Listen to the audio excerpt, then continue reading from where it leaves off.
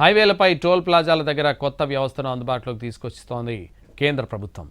Barrier లేని టోలింగ్ సిస్టమ్ను ఏర్పాటు చేస్తోంది. ఈ క్రమంలో దేశంలోనే తొలిసారిగా గుజరాత్ సూరత్లోని జాతీయ రహదారి 48పై చోర్యాసి టోల్ ప్లాజా వద్ద ప్రయోగాత్మకంగా బ్యారియర్ లేని టోలింగ్ వ్యవస్థను ప్రవేశపెట్టనుంది.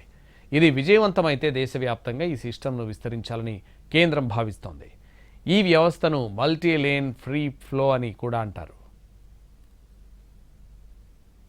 కొత్త వ్యవస్థ వల్ల టోల్ ప్లాజాల వద్ద వాహనాలు ఎక్కువగా సేపు ఆగాల్సిన అవసరం ఉండదని national highway authority of India చెబుతోంది. ఎలాంటి గేట్లు లేకుండా బ్యారియర్లు ఉండవని అంటోంది. వాహనాలు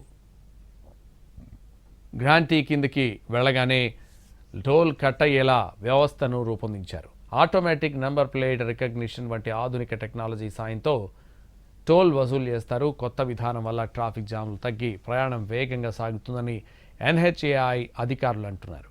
పెద్ద హైవేలన్నింటినీ బ్యారియర్లెస్ టోల్ ప్లాజాలుగా మార్చే లక్ష్యంతోనే కేంద్రం కొత్త సిస్టమ్ను అందుబాటులోకి తెచ్చిందని చెబుతున్నారు.